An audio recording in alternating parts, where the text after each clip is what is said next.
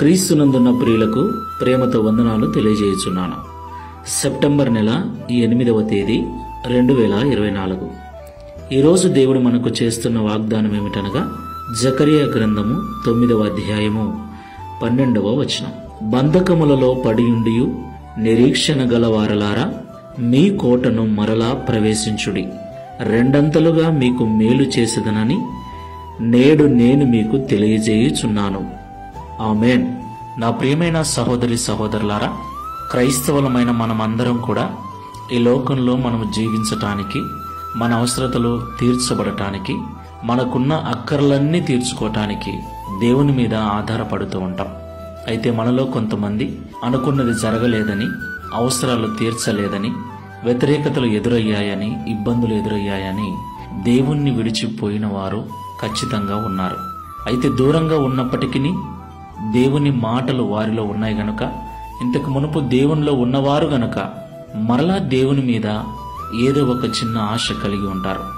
అయితే అప్పటికే అనేక బంధకాల చేత బంధించబడి నిరీక్షణ ఉండి కూడా దేవుని యొద్దకు రాలేని పరిస్థితిలో ఉంటారు.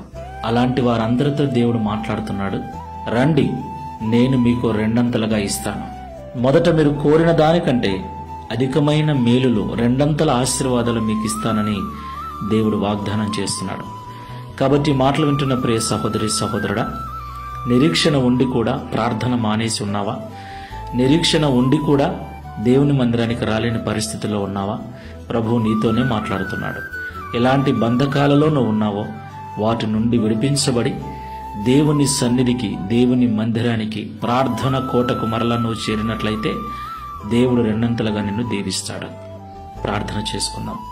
మహాపరిశుద్ధుడైన తండ్రి, సర్వశక్తి గల మీ నామమునకు స్తోత్రములు చెల్లిస్తూ ఉన్నాం. ఈ ఉదయకాల సమయంలో మాతో మీరు మాట్లాడిన ప్రతి మాటను బట్టి వందనాలు చెల్లిస్తున్నాం. నిజమే తండ్రి, నిన్ను నమ్మిన బిడ్డలమైన మేము మా దైనందిన జీవితంలో ప్రతి అవసరం కొరకు నీ మీద ఆధారపడి బ్రతుకుతూ ఉన్నాం.